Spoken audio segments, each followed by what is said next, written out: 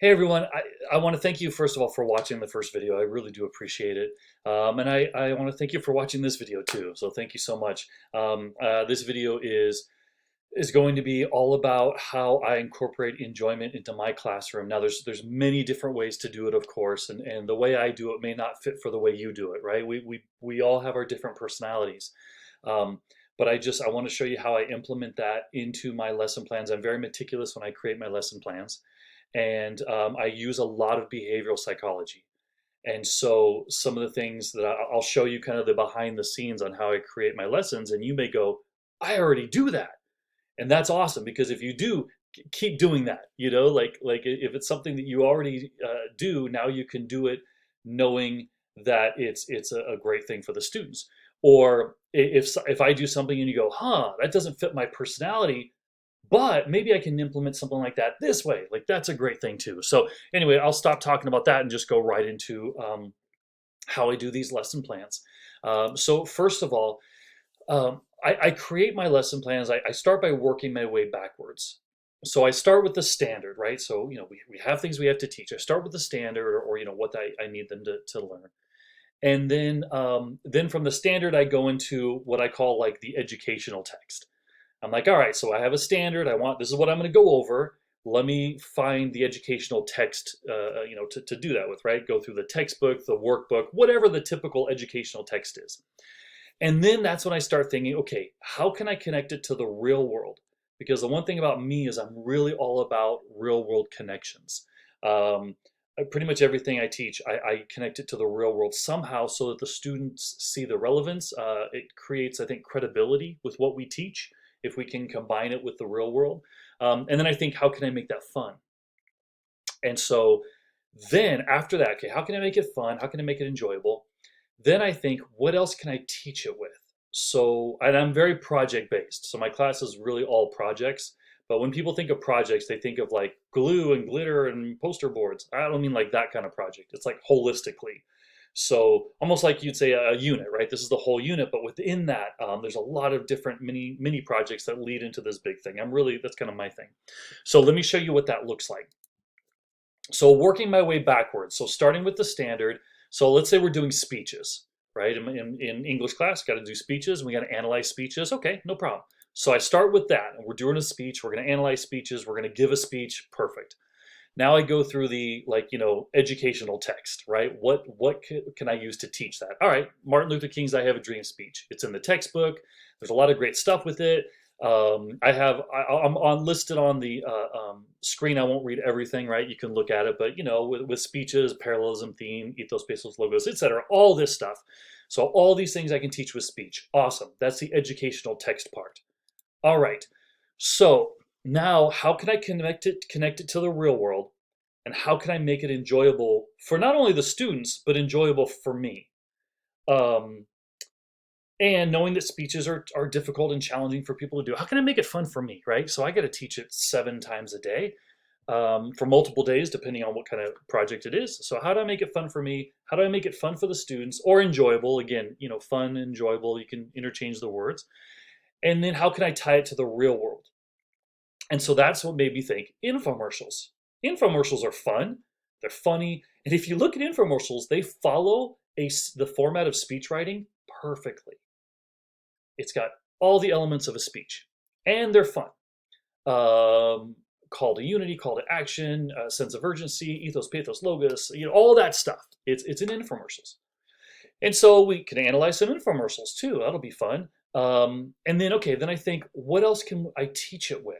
So we're doing speeches, we're analyzing a speech, we're analyzing infomercials, fun speech, getting the students to laugh and so on. What else can I teach it with? Okay, well, I can teach marketing, right? Arguments, right? Argumentative writing, ethos, pathos, logos. They need that for AP Lang. So I'm bridging to AP Lang. I'm like, saying, hey, you're going to need this in a couple of years.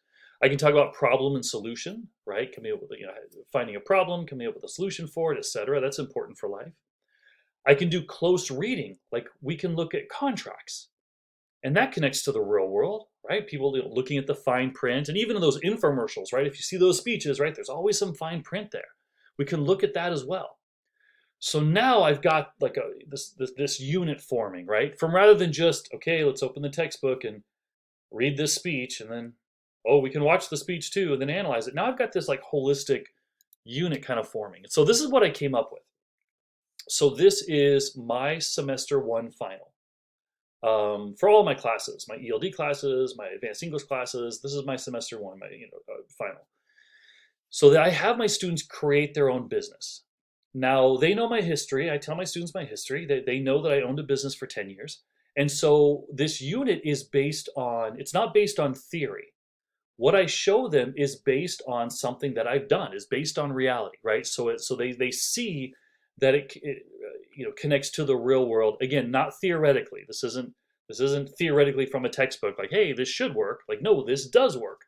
So they create their own business, which ties in with the career and college pathway, right? The whole idea of preparing the students for life after high school. And so this is what we start with. So it's fun, it's enjoyable, it's real world relevance. It's academically fulfilling. There's tons of stuff in this unit. So we start with speech analysis. We do the Martin Luther King speech.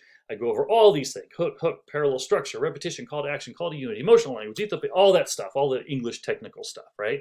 That ties in with the textbook because I pull the speech from the textbook.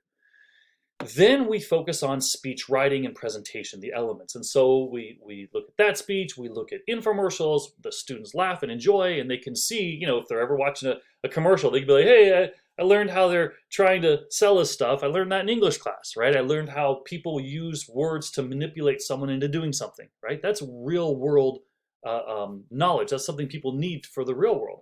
We talk about problem solution. I have the students come up with finding a problem that they see in the world and coming up with a solution for it, a product or a service. Then we look at advertisements and marketing, and we see how marketers try to manipulate us out of taking our money, right? They need that for AP Lang. Then we start looking at close reading and the wording of contracts. So they're able to see how people can use, jargon and words to try to, get us into doing things and try hiding the fine print. Again, this all ties into reality. And then ultimately we end up building websites for the product and so on. So this is like a 3-week unit, but there's so many different projects and the students love it. They enjoy it. We have a lot of fun with it. And over the years, I've had 4 students open up their business. I say 4, it may have been more. I'm just going by memory. 4 students open up their business that they created in class. Like after high school, they started their business that they had created in class. And one student's business got sold out for about $1 million years ago. He came back and told me. So yeah, it's a fun unit, and that's kind of how I start. So at least you can see like my starting point. I'll go to another example of when I did this. So figurative language, we have to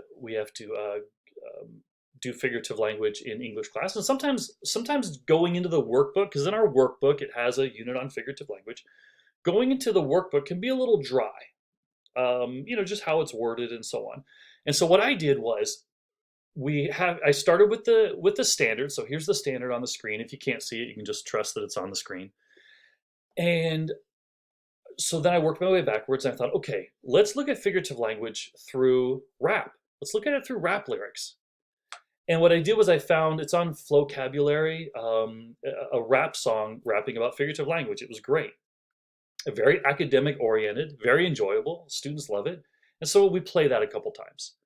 And then we identify each of the figurative language terms. So I'm connecting looking at figurative language to things that most students enjoy, music. And then we look at that and we analyze each piece of it. And then once we do that, so once I've done it in what I call the fun thing, then we go back into the textbook and look at it in the poems from the textbook. So I think oftentimes like it's reverse. People will, hey, let's go through the textbook and then let's look at something fun. Flip it. Start with the more enjoyable thing. Get the students practice in the more enjoyable. So we looked at figurative language, all types. I mean, like, I don't want to list how many we looked at, tons of it, through a rap song. They enjoyed that. Then we went into the textbook, which is something that not every student enjoys. but they have the practice of doing it already in something fun, so it makes the other part much easier. And then after that, I thought, okay, what else can I do with it? Then I had them write their own positive rap using all the figurative language elements that we talked about. So now they're applying what they've learned. So they're creating. One of the highest forms of mastery is to create, right? And so they're creating this. So this is what it looks like. If you can see the screen, great. You might go, wow, that's sounds like it takes forever. This is a 2-day project. The first day is learning the figurative language or reviewing the terms, watching the video a couple times or listening to the song, and then getting into groups and identifying all these. And then the next day they write their own figurative rap or with all the figurative language in there. So it's a 2-day thing. So that's a couple things there. And so you can see how I start with the standard, and then I'm always thinking, okay, they're going to learn the academic stuff. How can I make it more enjoyable? How can I tie it into the real world? So let me go into one of my biggest secrets for test review. And I'm very blessed to say I've had my students have had a lot of success on their district tests, their benchmark tests. And I'm not a teach to the test guy. I mean, there's many reasons I'm sure that they have a lot of success on it. But when we do review tests, I do have kind of a little like neurological secret that I use to allow the students to remember the material much better without them knowing that they're remembering the material better. And what I do is I create neurological pathways between the information and memory. So I think, if I remember right, I talked about this a little bit in part 1, how you're creating neurological pathways between the information and memory when you're having a little more enjoyment with it. And so this is what I do. So, and I purposely make my reviews this way. So let me show you this real fast. I'm going to set up how I'm going to do this. So I'll show you first what I'm doing. I'll demonstrate it, and then I'll review what I did.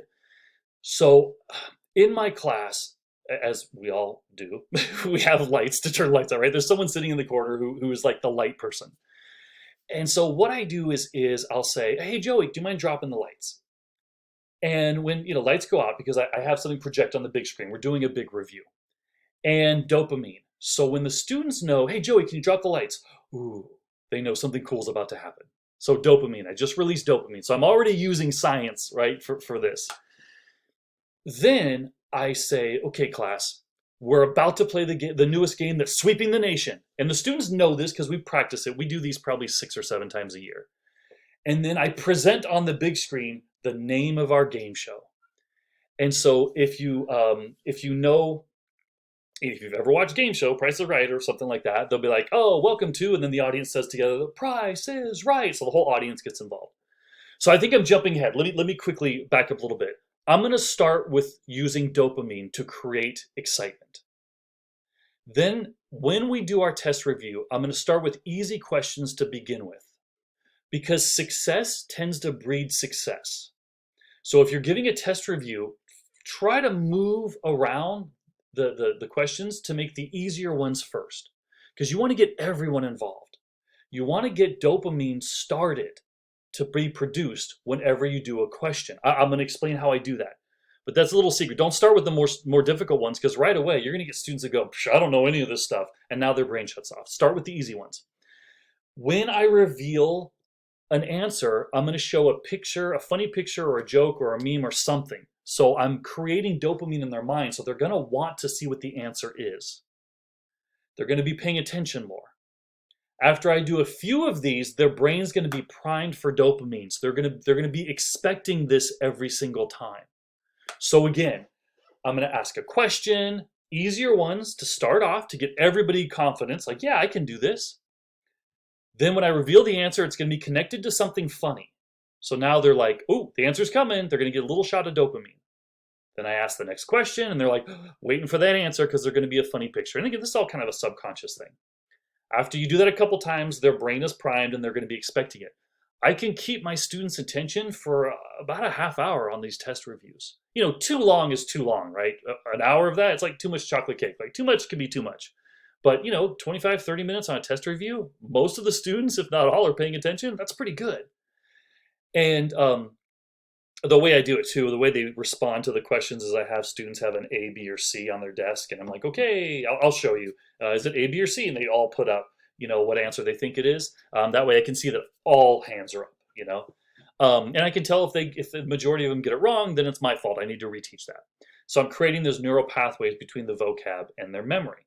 And then for the future, so every time I do that, I drop the lights and say, hey, and they're like, ooh, I've primed the class for whenever we do a game show. They're like, this is going to be fun. So again, let me stop talking and let me demonstrate what I do. So I drop the lights. Hey, Joey, can you grab the lights? Boom. The students are like, ooh, this is going to be fun, right? There's this energy in the air. And then I'm like, we're about to play the newest game that's sweeping the nation. And then everybody collectively yells, guess the theme of today's class, even though it won't be much of a guess after I give you a bunch of clues. You're amazingly amazing and stuff. Cranberry sauce and ninjas. So it's like the dumbest title of whatever game. I forgot what game we were playing at this time. Theme of today's class, I forgot like where it connected. This obviously wasn't a test review. But I make these funny titles, so then the students are like, they have to talk for a while, and they get, little chuckle, little laugh. And I do this all the time, so it's like, I should probably work on, making these titles a little smaller. So here's another one. This is for a test review. So I say, hey, Joey, drop the lights. And like everyone's like, ooh. And then I'm like, we're about to play the newest game, the sweep of the nation. And I put the projection screen on, and everyone says collectively, time to review for the final that you're totally going to destroy because you destroy everything that are tests. In a good way, not a bad way like mass destruction and stuff. That's bad. Donuts. And again, it's just a funny way of, doing test review rather than saying, okay, let's review the test and then put test review number 1. So here's so let me start. So this is me starting with simple questions, getting dopamine spike in their brains, getting their brain primed, and then it's creating neurological pathways between the answer and the question. I think I said that right. So anyway, so this is what I would do. I'll stand in front of class. I'll say, okay, what does objective mean? Is it A, sitting on a shelf? B, not being influenced by beliefs or opinions? Or C, subjective's lazy cousin? So I usually do, like most tests, the right answer, somewhat right answer, and then I usually do some stupid thing. Again, trying to create dopamine, get them kind of fun, laughing.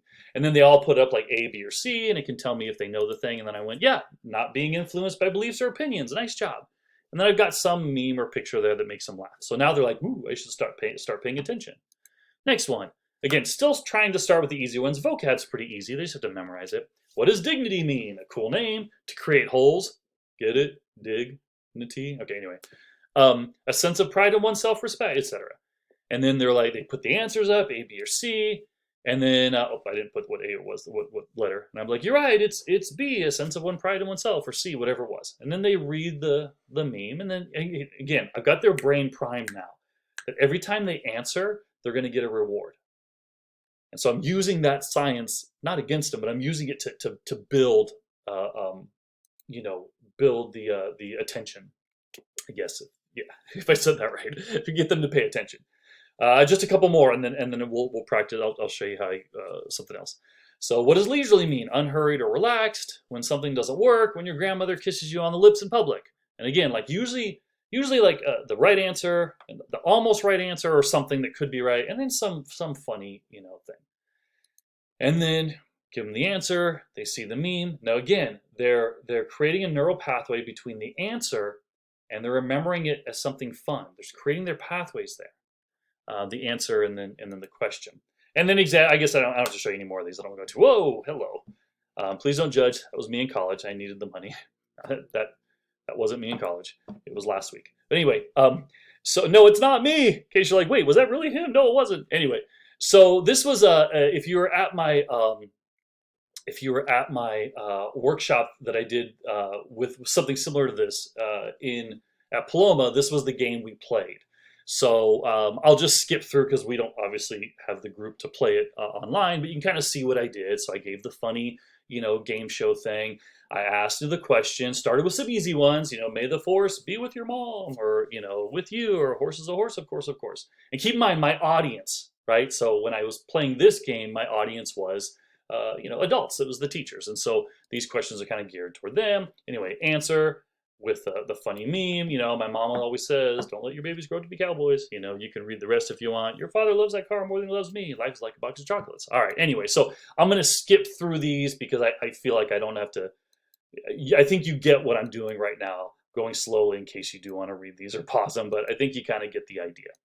So let me go back to what I did with this. So again, I start my test review with announcing the title or announcing, like, setting up, right? Getting that energy in the class. Hey, Joey, drop the lights. Ooh, well, this is gonna be fun. Then I do this fun announce the title. Let's play the newest game that's sweeping the nation. Guess what? Blah, blah, blah. And I do one of these type of things whenever we start a new unit. Um, I do a bunch of different of these. It's just whatever pops up in my head, and they're all setting up the unit we're doing, and they create that positive energy, and people like, wow, something fun's gonna happen. Then I'll give them easy questions to start with, right? To get everybody involved, get everyone to feel confidence. If they can't get the first few questions the first time, you might start losing some students. Like, oh, I don't know any of these. And so you want to get everyone involved, like feeling good about themselves, because success can breed success. Then when I ask them the question and I reveal the answer, I give them a funny joke or a meme, and that creates dopamine. After a couple of those, their brain is primed and they expect it. So now I can keep that going for a good 20, 25 minutes of test review. And what I'm doing is I'm creating these neural pathways between the vocab, or whatever. It could be not just vocab, it could be whatever I'm teaching, and the memory. And it allows for better success on the tests. And then the long-term learning is I've got the class primed for whenever I do something like that. Whenever I go, all right, guys, let's drop the lights. Can you turn the lights off? And they're like, ooh, something cool is about to happen. So anyway, let's go. Let me go to the next thing. One thing for me as a teacher, it's really important that I connect things to the real world. It really is. That to me is one of the biggest factors of credibility. Is I have to connect it to the real world. And so I connect like anything. Like luckily, like with my advanced students, I'll talk about AP Lang a lot. Like, hey, you're gonna need this AP Lang, so let's look at it a little bit early, even if it's as minimal as that. Um, I'll I'll talk about business sometimes if we're doing like the business project, of course. If you're a science teacher like NASA somehow, I don't know. I just try to show the relevance with everything. And I don't just do this. I don't just say, well, you're going to need it in college, because we all know that may not be true, right? Professors teach different things in different ways, and that isn't always like you'll need it in college. This is kind of just too generic of a response, because not everyone's going to go to college. And so on. And so I try to be very specific. I try to give the students a reason to care about the material. So let me share this SBAC story with you. And okay, I was at a conference once, and if you've ever been in meetings with me, I tend not to speak up. I've just kind of like just stay to myself and at meetings and so on. And there was a meeting. Some of you might know the story I'm about to tell. So I was at a meeting with a bunch of teachers, and they were talking about creativity. And someone goes, "Hey Matt, you're creative in class, right? You're always creative. Like that's your students always do creative writing." And I think people think that creative writing just means short stories, and that's not true. Creative is finding a different way to solve something, or finding multiple ways to solve something. That's being creative. It's not just writing short stories. It could be, right? But it's like 1% of it, right? I'm making that number up, of course. I think you get my point. Creative, you could write an academic paper very creatively. So I want to make sure that's clear right away. And so I'm like, yeah, I'm very proud. We get very creative in my class. We really do. And so other teachers were like, gosh, I wish we could do creative writing. And in my mind, I'm like, you can. It doesn't mean you're writing short stories all day. But I don't speak up a lot at meetings. And so this is the one time I wish I did. So I'm sitting there, and we're with the head of an education department at a district, a certain district. I won't say who. Certain district. And this gentleman says, look, he says, our job is not to teach the students to be creative. Our job is to get them to pass the SBAC. And that's the one time I wish I had spoken up in a meeting, because I'm like, what? No, our job is not to get them to pass the SBAC. Now, part of it could be, sure, but I thought the SBAC's only been around for what, 10 years, maybe 9 years, whatever. And I thought, so does that mean before the 9 years it's been around, like we weren't doing our job? Like you can't really recreate a definition of that type of a job, a career.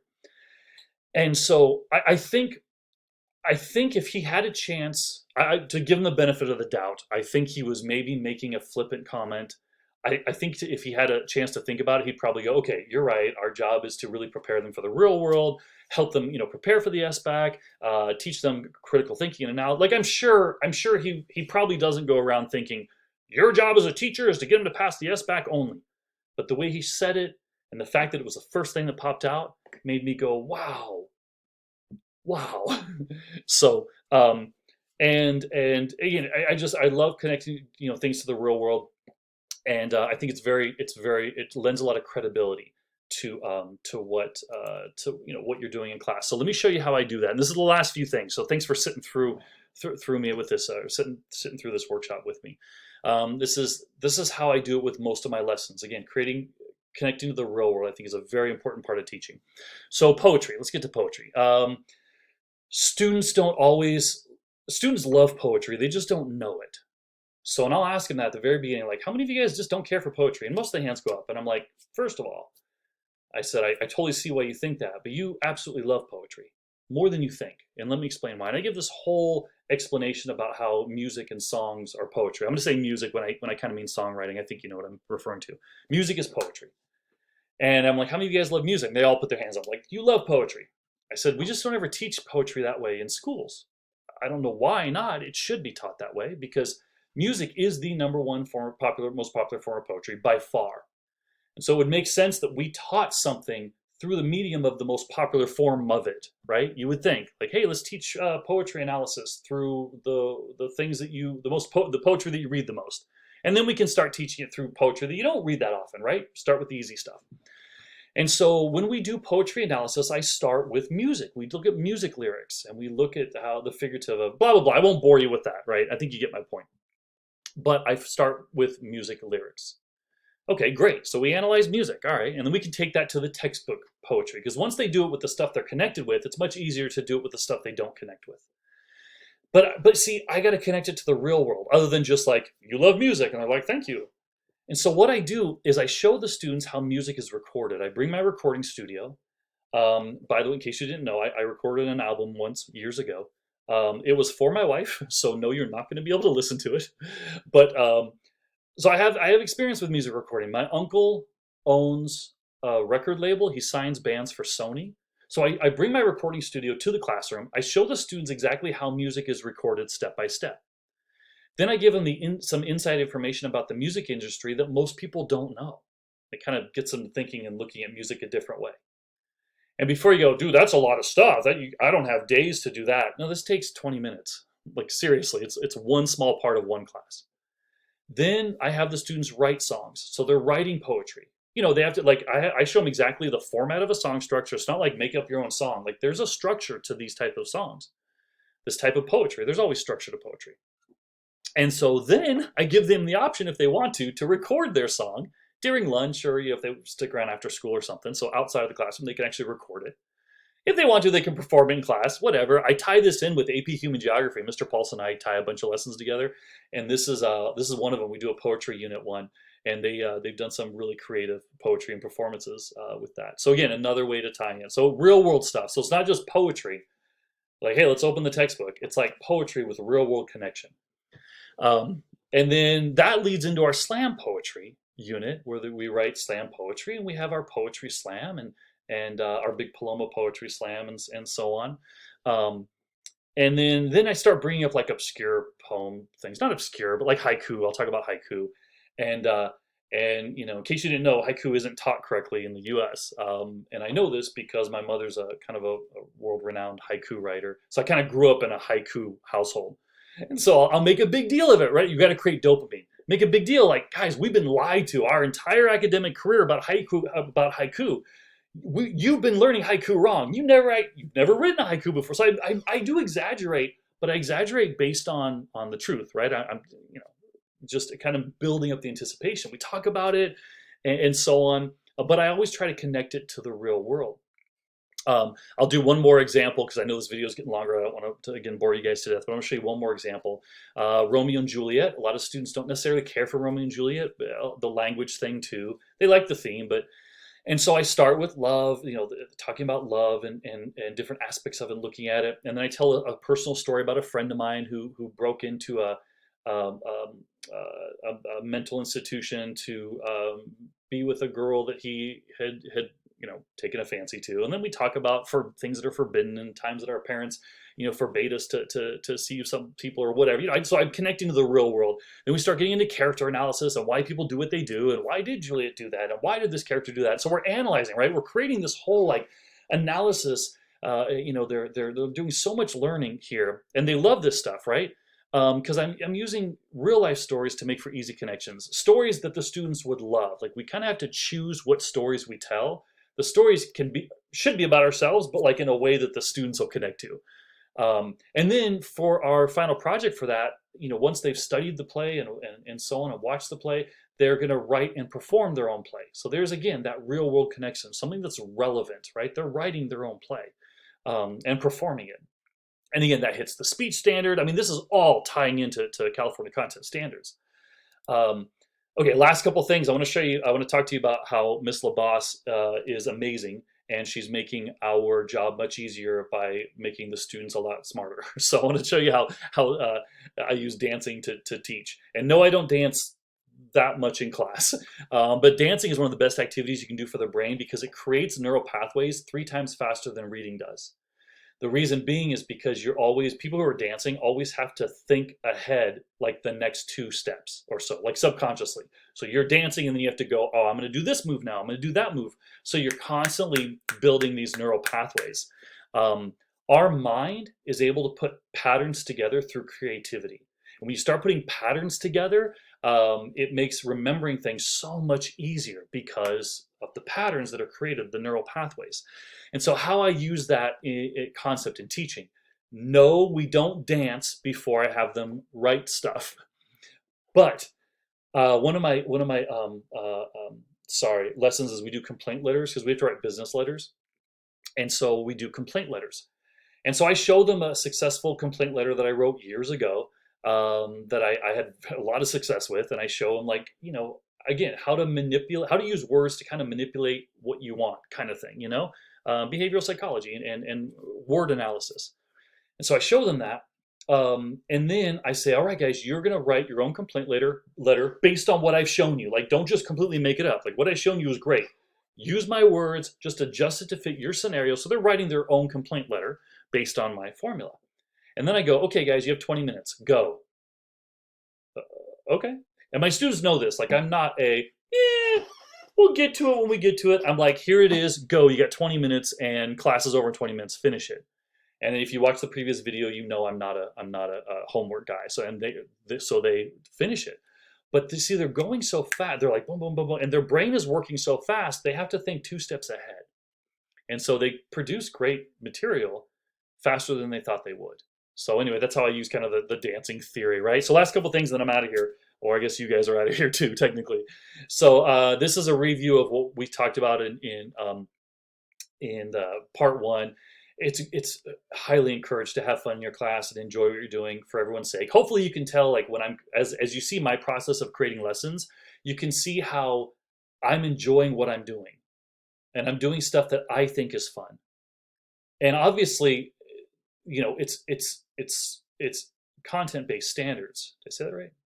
Content-based standard. Anyway, but I'm enjoying it, and the students are hopefully enjoying it. So do things that you enjoy and own it. Like, if you're I was thinking about this last night. I'm like, I should have put this in part 1. If you're the Star Wars guy, or if like you're totally I love whatever, bring that into the classroom. Like, have an identity. Let the students know that you're the Star Wars person, or you're the whatever. Like, decorate your classroom with all that.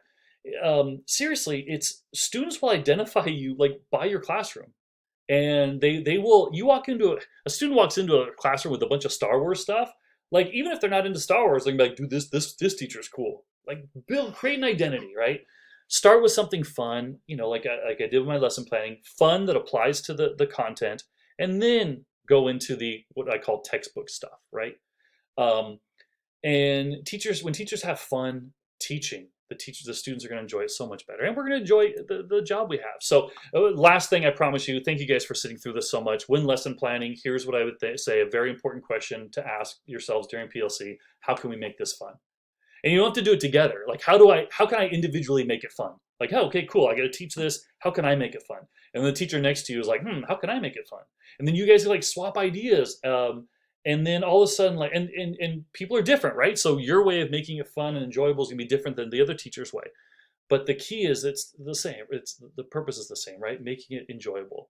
And this isn't a new way of teaching. You think of our favorite teachers. Most likely they're our favorite because we enjoyed their class. So that's it. That's all I got. Thank you guys so much for sitting through this video. I'm out.